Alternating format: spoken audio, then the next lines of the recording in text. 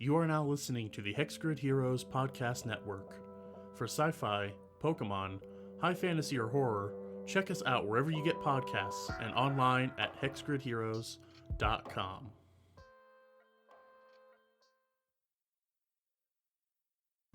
Three children are on an adventure with their partner Pokemon, thwarting evildoers while collecting gym badges. Kory, the boy who can command every type of affinity with ease. Dolly, the daughter of Brock and chosen champion of Arceus. And Orange, the son of Blue, the father that doesn't know of his existence, and also a human Pokemon hybrid. Fueled by friendship and wanting to be the very best like no one ever was, this is Pokemon Seichao.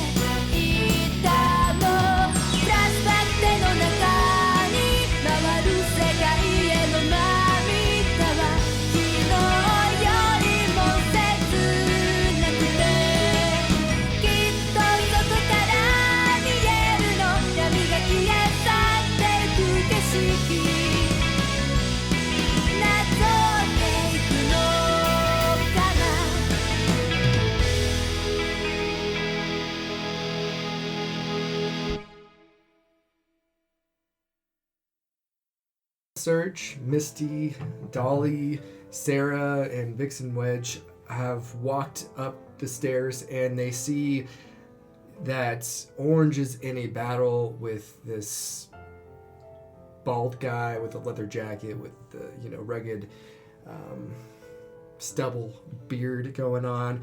He looks like a tough customer. Beside him is a lifeless Raticate. There is a Jolteon that he's commanding currently, and you see Orange on the other side with his Clefairy. Clefairy's looking like it's in rough shape. Misty is going to see the Raticate and run towards it and starts checking on it to see the condition, knowing that it's really bad shape and not knowing if she's trying everything she can to help it, but to no avail. How can you keep battling with this Raticate in this condition? Don't you care about your Pokemon? Oh, of course I care. I grew up with that Raticate. I done everything with that Raticate. He looks, while he's saying this, he looks very sad and like he's lost a best friend. And Misty feels bad. But then he starts laughing maniacally. I actually just stole that on the way here. I have no attachment to it. I took it from some kid. So yeah, Misty's pretty upset. He's still laughing about the situation. Pretty much he just stole this Raticate from some kid. Team Rocket. They view Pokemon as tools, so it's just another tool to help him with his ambitions and to get what he wants. Dolly, what's going through your mind currently right now? Dolly's pretty upset. She doesn't really know what to say to him because he doesn't care. She's not going to be able to get through to him, but she's wanting to help Misty. I mean, she sees it in her eyes. I mean, Dolly grew up learning to respect Pokemon as well, so being able to talk with her through this. But if Dolly could summon Arceus to use the light to heal Raticate and bring him back, she would, but she doesn't know if she has that power. So she's conflicted. All right, well, can Orange do something? Go ahead. I was gonna have you roll initiative right now. Is this something you want to do before initiative? I was ultimately wanting to call my Eradicate. Wow, my Clefairy to me to evolve him. That was my intent earlier, and he stopped me with Eradicate. Would Orange be willing to do something like that right after you just like what shape is an Orange act? What shape is Orange in mentally right now after you just unintentionally pretty much? Yeah, I killed a Pokemon. Yeah. Would you be like, hey, come here, let me evolve you? Initially, no, but I think after the maniacal laughing, I think that this guy's sadism might have kind of snapped Orange out of it. Okay, so you call Clefairy over and roll initiative real fast. Yeah, that's fine. +2, so 12. So I got a 15, 13 plus 2 for the dex. So as you call Clefairy over to get the stone, Spike knows exactly what you're trying to do. Oh, Jolteon, hit him with a quick attack. So Jolteon is going to start staticking up. It's going to kind of like change its pose and it's going to dart towards the Clefairy, catching it off guard. I'm actually going to give advantage because, well, let me roll a stealth to your Clefairy's perception. 11. So yeah, I beat that. So I'm going to give the Jolteon advantage on this attack. Good thing I did. Does 12 hit? AC meets. It does meet. So it's going to do 1d6 plus 4. Alright, I'm going to use my Pedigree of a Champion to take half damage and reflect half back. Alright, and just a reminder, if people have forgotten, we kind of tweaked Pedigree of a Champion some. So your Pokemon will take half the damage. It will give half that damage, pretty much countering the attack to the attacking Pokemon, and then their turn will basically be over after that. You still have movement and whatever, but you get what I mean. And then you get a turn after that. Mm-hmm. I rolled a 4 with my d6, plus 4, that's 8 damage. So your Clefairy would take 4 of that damage. Yeah, and Clefairy has fainted. So, in a last-ditch effort, this Jolteon comes out so quick and so suddenly that Clefairy is unaware. You yell at it, Clefairy, look out! So based on that and the instinct and the connection you guys have, it's able to turn around in time to where it gets hit hard, but in the process, it's able to grab the Jolteon, kind of like do a judo move and swing the Jolteon down, and the Jolteon will take 4 damage in return to that. And Clefairy, with all the damage it took from that Eradicate, and that quick attack just coming out of nowhere, it is down. And what do you do now, Orange? Clefairy, return! I return Clefairy into my Pokeball. And I reach back and I pull out another Pokeball. Sandshrew, I choose you! So out comes Sandshrew. And Sandshrew is looking pretty strong thanks to the little bit of help that Trippy Trainer gave you back in Mount Moon. Its outer shell is looking pretty good. Yeah, he's got that rough skin. Yeah, it's that rugged, rough I remember. skin. You used Sandshrew since then? I I don't think I have. so. All right, this will be fun. So yeah, it now has that ability to where if it gets attacked by a melee attack, it does do residual damage to that attacking Pokemon. So that's pretty cool. And plus, it does have the type advantage as well. That's what I was thinking also. Oh yeah, I didn't even think of that. Cool. So Sandshrew looks determined. Jolteon gets up after getting judoed by Clefairy. It kind of shakes off the dust from itself and some static electricity comes off of it. It looks pretty angry. And now we're going to go over to Kory and the man that just revealed himself as Gordon, but he's definitely had some modifications. What'd you call him? Dark Gordon? Shadow Gordon. Shadow Gordon. Yeah, he looks kind of like similar to a shadow Pokemon. So whatever Sylvan's doing to those Pokemon, he did something to this guy, and he's not quite the same. I don't know if I'm gonna be able to fix you, but I still have to stop you anyway. Does he have a Pokemon out yet? No, he has not. I didn't think so. Nobody's called out any Pokemon. Okay. Right now, Kory's just like frozen, standstill, looking at these red eyes of Shadow Gordon, and his hands are kind of like hovering over his Pokeball, like a cowboy would, I guess, just ready, waiting for him to pull out whatever terrible Pokemon he's got. Draw. Fix me? Why would you need to fix me? I've already been fixed. Well, it's not natural what you're doing. This isn't right. Don't your eyes hurt? I'm unamused by your humor, child. He just reaches for 2 Pokeballs, and he throws out 2 Pokemon. There is an Arbok and a Golbat. 2-on-2, eh? Yeah, this is the Ekans and Zubat that were there on that bridge that battled with. That wasn't that long ago. You already made him evolve? He, he's wearing robes, but he lifts up his fists. They're bloodied and beaten. I just pounded them till they evolved. At this, Kory's gonna gulp because there was a time not too long ago where he was given the ability to and he still kind of does, to more or less force Pokemon to evolve. He just grits his, clenches his fist at that. That's not right! And especially after Madame Zamboni showing Kory everything about how Pokemon trainers used to behave, he's just kind of incensed at this, and he's angry. I'll bring out Midge and Nidoking, and he'll pull out 2 Pokeballs and have them out. Not right. But they got powerful. I beat them, and beat them, and beat them some more. And then now they're powerful. You have to be stopped. Now you get to see the full power of Shadow Pokemon.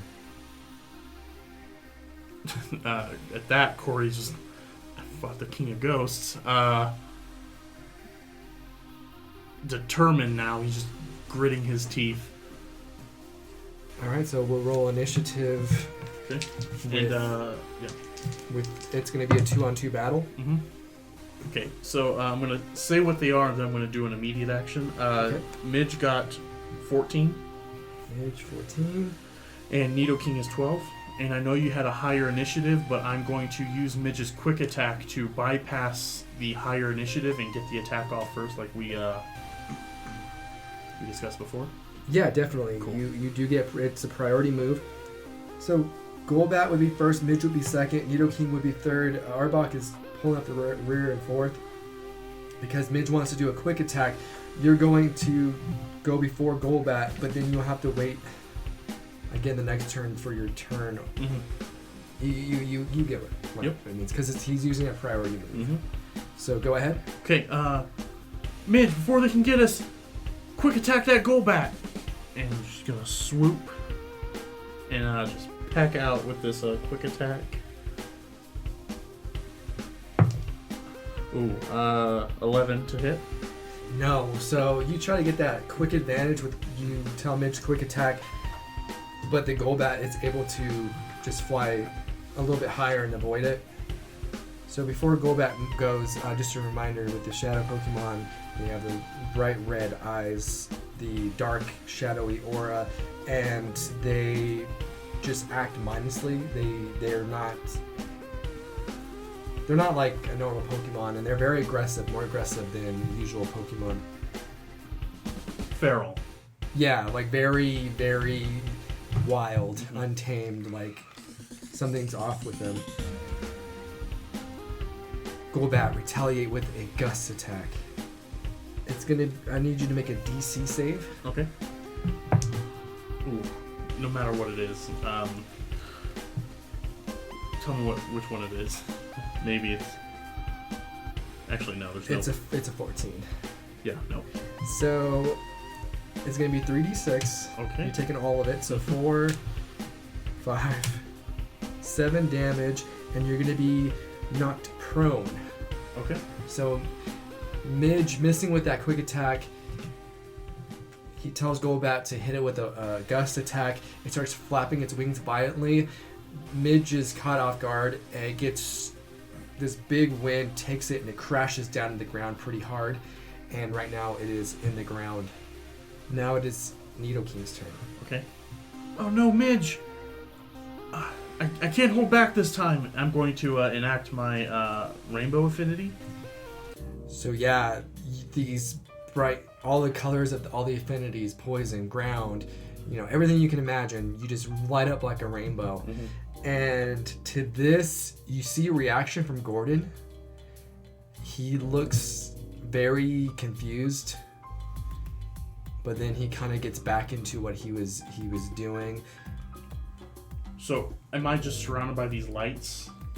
Yes. So, like, to make it an akin, not as powerful as like a Super Saiyan, but like, I have all these little. You have globes. it's like a prism of Okay. light, like just shooting off around your body. Gotcha.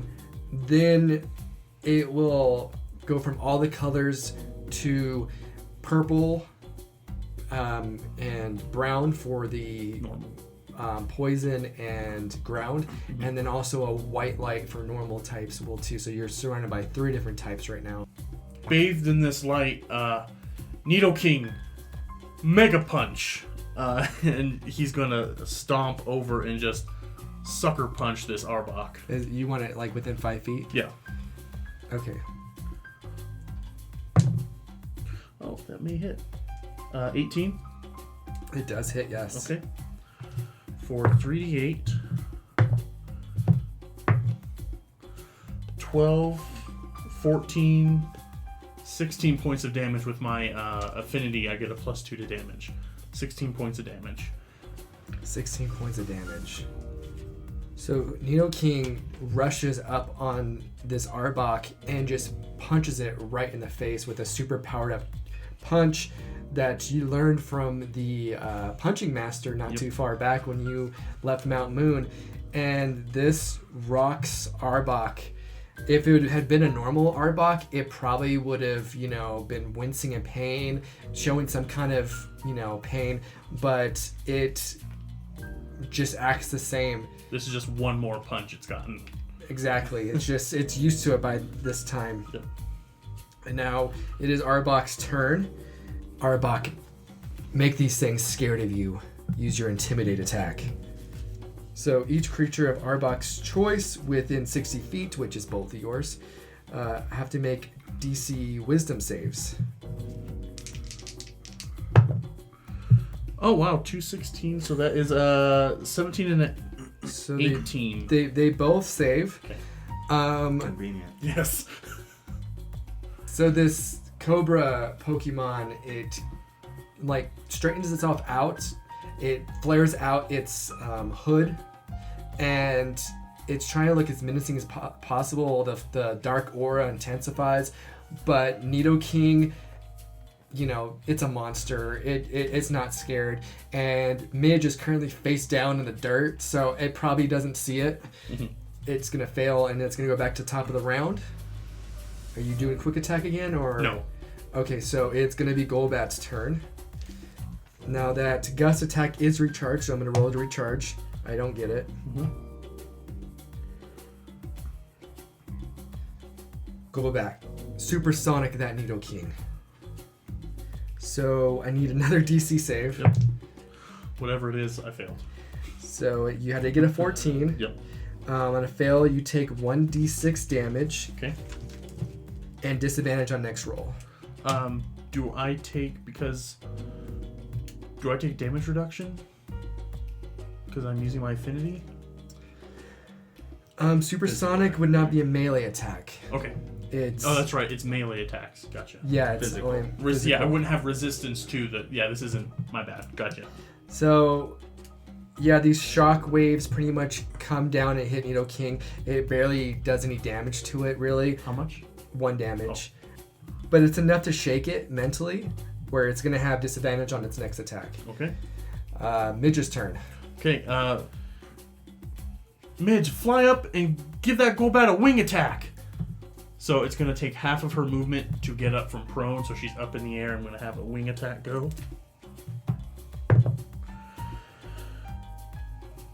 17. 17.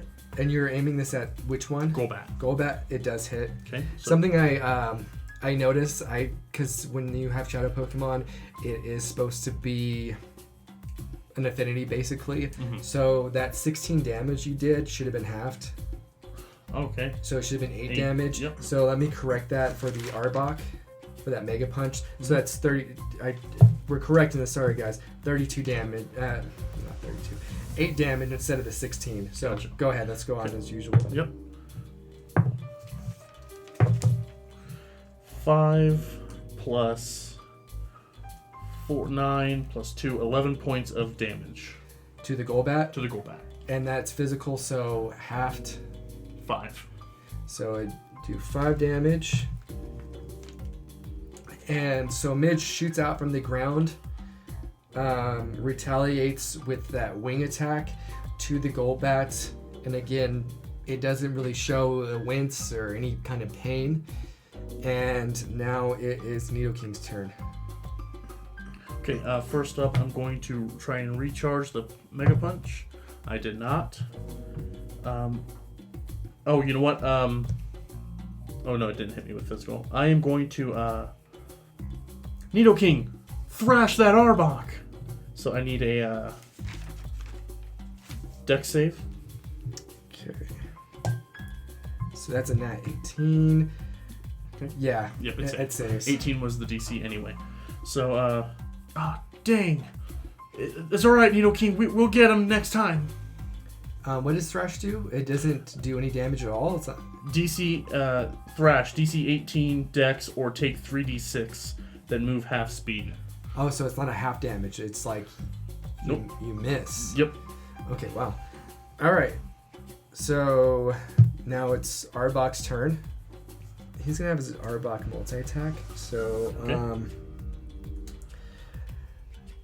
Arbok, constrict that Nidoking and give it a poison bite.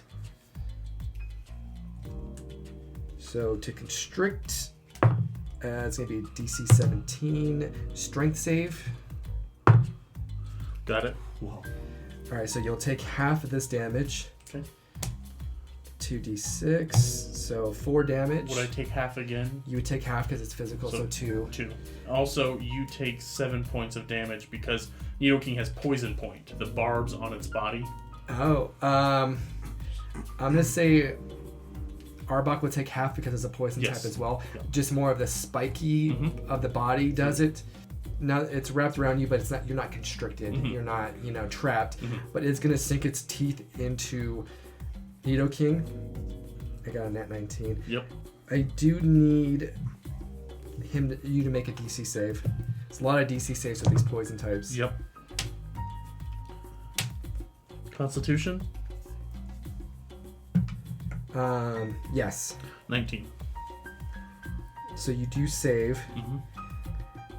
It is 12 damage, so half is 6. Okay. Would it be Well- halved again? So let me write this down real fast. Mhm. So 12, and then you also get poison damage. But I'm gonna, because Nidoking's a poison type, I'm Mhm. gonna say, and plus he resists poison because he's a ground type as well, Mhm. that he will not take the extra damage. So 12 halved because you saved, halved again would be 3 damage. Yes. So plus 2 is 5. Okay. Okay. So yeah, it sinks into Nidoking. It resists the poison of the attack, but the bite itself does do some damage, but not very much to Nidoking. He's pretty tough. Mm-hmm. We're gonna go back to Orange. You just called out Sandshrew. That's a good choice against the Jolteon. And I need to re-roll initiative, right? Yes, we do need to re-roll initiative.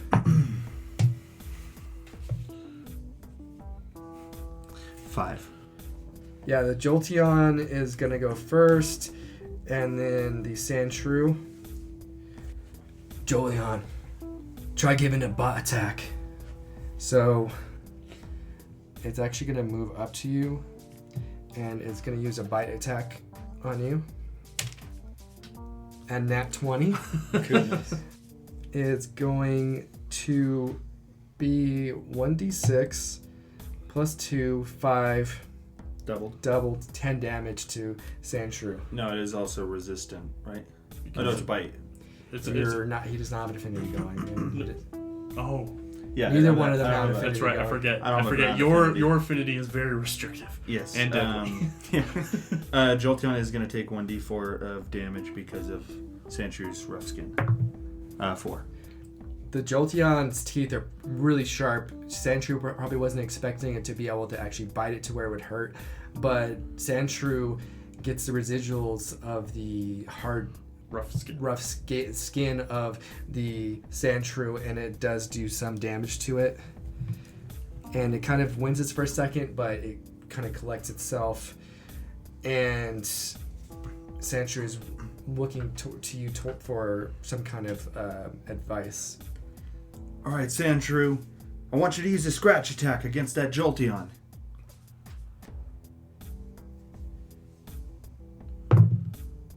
Goodness. My rolls have been awful. 10. It does not hit. Sandshrew looks over to you, and you say scratch attack.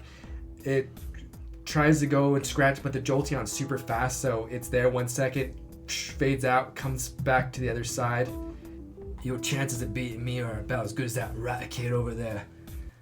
So, it's Spike, right? Yes. So when Dolly heard Spike, she immediately grabs one of her Pokeballs, throws it out. Paris!